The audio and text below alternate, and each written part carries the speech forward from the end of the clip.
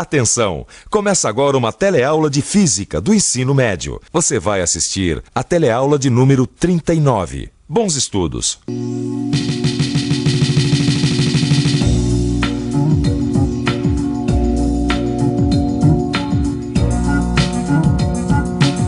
Você viu nas teleaulas passadas várias experiências envolvendo o nosso atual tema de estudo, que é a eletricidade.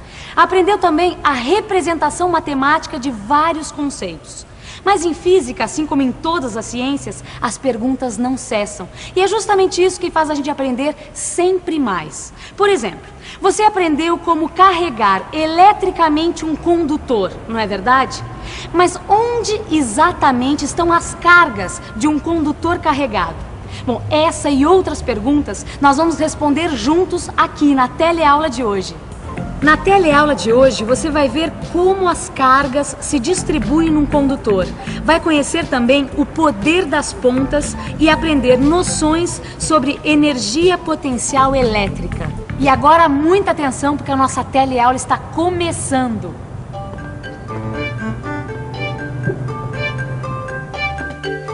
E aí, Gil? Ficou pronto o aparelhinho? Ah, tá pronto, ó. Vamos fazer o teste? Vamos. Eu segui todas as instruções que a Maristela deu, ó.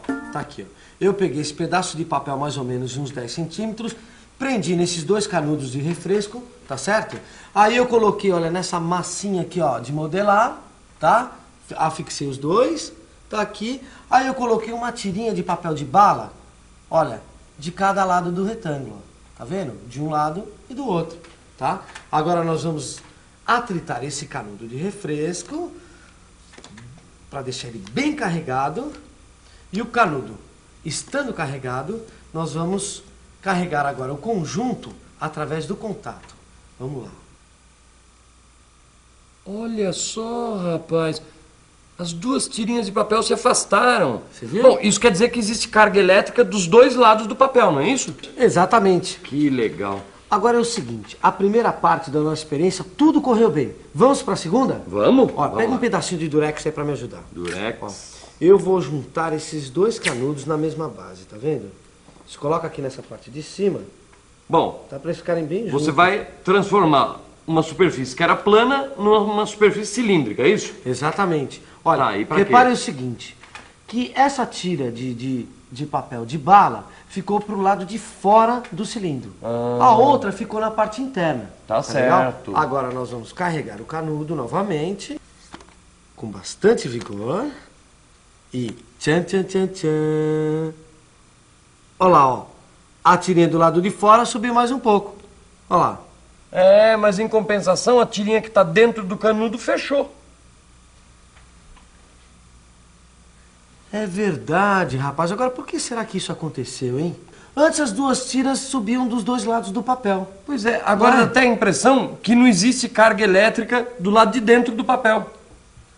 É, rapaz, sabe que eu acho que isso... Se você fizer essa experiência, vai notar que, se inverter o cilindro deixando o lado do papel que estava para dentro do lado de fora, esta situação vai se manter. Ou seja, a tirinha que vai estar na parte de dentro é que vai ficar fechada e a do lado externo é que vai se abrir bem. O que acontece aí? As cargas estão todas localizadas na superfície externa do cilindro, de tal forma que, num ponto P localizado dentro do cilindro, o campo gerado por essas cargas vai ser nulo. Pois é, colocado neste ponto uma carga de prova positiva Q, ela vai ser atraída igualmente para todos os lados. E a partir daí podemos obter duas informações muito importantes. A primeira é que, num condutor carregado, as cargas vão se localizar nas suas partes periféricas. E a outra é que o campo no interior de um condutor é sempre nulo. Ô Gil, Oi? e esse outro aparelhinho aí, pra que serve? Essa é mais uma dica que a Maristela deu pra gente estudar melhor a distribuição das cargas no condutor. Entendeu? Interessante, né? Mas ele tem outro formato, meio diferente. É, a forma do corpo influencia na distribuição das cargas. Entendeu? Agora, ó. Carregando, carregando e carregando. Vamos lá. Tá vendo? Olha lá. Olha, rapaz. A tirinha que tá em cima ficou mais aberta que a tirinha colocada na parte de baixo do papel. É, então, ficou exatamente como a Maristela falou pra mim. Só que ela me falou também, Vicente, que esse efeito tinha um nome. Como é mesmo o nome desse efeito, rapaz? Eu tô... O poder das pontas. Como é que é? O poder das pontas, Rosinha, é que as cargas tendem a se acumular nos lugares mais pontiagudos de um corpo. Por isso, a tirinha, que está na região mais estreita, fica mais aberta. Eu não entendo. Por que as cargas ficam espremidas nas pontas em vez de se espalharem de modo igual pela superfície? Imagine uma esfera ou um disco carregado. No caso de um objeto assim, as cargas estão espalhadas uniformemente. Agora imagine uma carga Q sendo empurrada por duas cargas vizinhas, Q1 e Q2, como forças F1 e F2. Veja que as forças são iguais, pois as distâncias são iguais. E essas forças tentam empurrar a carga Q para os lados e para fora.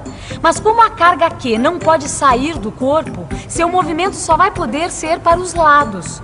As componentes das forças F1 e F2 são F1T e F2T, que também são iguais, pois F1 e F2 são iguais e Q1 e Q2 estão à mesma distância de Q. O que está acontecendo nessa situação? A carga Q não sai do lugar, pois está sendo empurrada por forças iguais na mesma direção, porém em sentidos contrários. E como a carga não muda de lugar, vamos ter sempre uma distribuição uniforme de cargas ao longo da periferia de esfera. Agora imagine um objeto com uma região mais pontiaguda e a mesma situação anterior, isto é, as cargas estão distribuídas uniformemente. Em outras palavras, a carga Q está à mesma distância de Q1 e Q2. Também temos as forças F1 e F2, que ainda são iguais, e as forças F1T e F2T, que empurram Q tangencialmente. Mas nesse caso ocorrem algumas diferenças. Repare que F2T é maior que F1T, porque F2 está praticamente na direção tangente. Então, F2T é quase igual a F2, enquanto F1T é menor do que F1. Assim, a carga Q vai ser empurrada na direção de Q1, até que F1T e F2T se tornem iguais.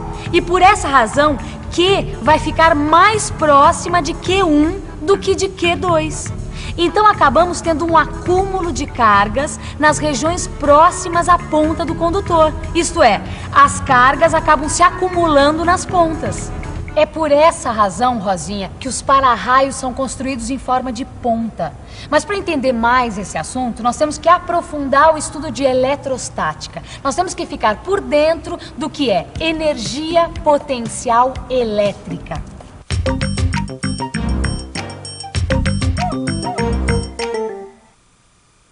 Quando você estudou o movimento dos corpos e a ação da lei da gravidade, viu que quando um objeto de massa m está a uma determinada altura h, possui uma energia potencial.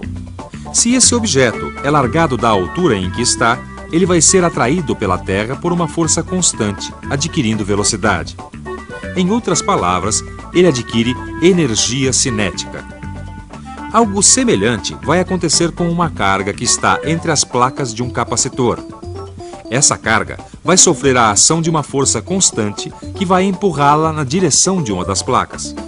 O que quer dizer que em cada ponto da região entre as placas de um capacitor, uma carga vai ter energia.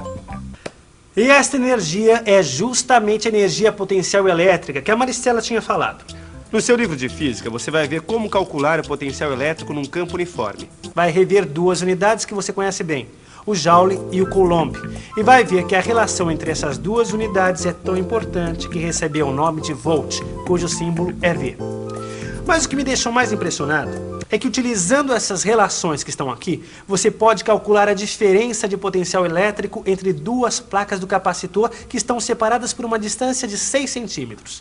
E sabe qual é? 180 volts. Mas peraí, Gil, 180 volts? Acho que a gente não vai poder ter toda essa carga nesses aparelhos de papel que a gente está fazendo, né? É, eu também acho estranho, viu? Mesmo que a gente conseguisse fazer um capacitor, eu acho que nós não poderíamos ter 180 volts. Imagine só a gente encostando um capacitor de 180 volts, o choque que a gente não ia tomar. É, mas peraí. Agora eu tô pensando uma coisa melhor. O quê? Será que a gente não pode ter 2 objetos carregados com uma grande diferença de potencial elétrico sem que isso cause problema? Pode ser? Peraí, você tá querendo dizer que tomar um choque de 180 volts não é perigoso? Eu não quero tomar um desses não, Vicente. Você tá louco? Não, nem eu, mas espera um pouco. Mas é verdade. Não, mas tudo bem, se você tá falando, Maristela, eu acredito. Agora, primeiro você tem que me provar que nem sempre o choque é perigoso. Com prazer. Aliás, essa experiência é ótima. Olha só, aqui nós temos então a nossa igrejinha. Ela foi feita com o mesmo material de outros aparelhos que você já viu, certo? Então dá uma olhada só. A igreja foi feita com cartão. Aqui nós colamos uma tirinha de papel de bala, olha só, saindo da torre da igreja. Nós pregamos também uma agulha para servir de para-raios, pode também ser um pedaço de arame. E olha só, esse canudo aqui, ó, serve como suporte.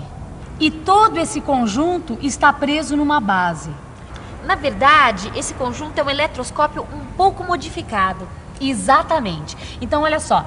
Rosinha, carrega pra mim um desses canudos de refresco. Carrega por atrito. Depois que o canudo estiver carregado, nós vamos passá-lo perto da agulha. O importante é não tocar o canudo na agulha, certo? Por isso eu vou passar o canudo a uma distância mais ou menos de 1 centímetro da agulha. Então, a agulha é o para-raio e o canudo de refresco vai fazer o papel de uma nuvem carregada. Ó, aqui está.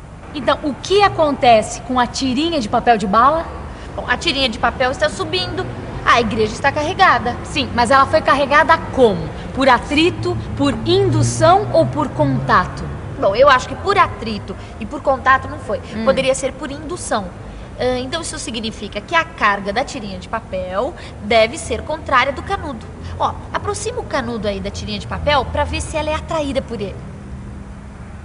Ih, foi repelida. Isso quer dizer que a tirinha de papel, a igreja e o canudo têm a mesma carga. Ah, então quer dizer que a igreja não foi carregada por indução. Mas Estela, essa eu não entendi. Como é então que a igrejinha foi carregada? Um raio, Rosinha. Como? Exatamente isso, um raio. Uma faísca elétrica pequena, não dá pra perceber. Olha só, você viu que as cargas levantaram a tirinha do papel de bala, certo? Então, elas pularam do canudo para a igreja. Você viu também que as cargas do canudo e da igreja eram do mesmo sinal. Tá, e como acontece isso? A gente já sabe que as cargas elétricas se acumulam nas regiões pontiagudas dos condutores. Então, ao aproximar o canudo da agulha, um grande número de cargas, olha, se acumulam, ficam nessa região. E aí o que acontece? Peraí que eu já sei.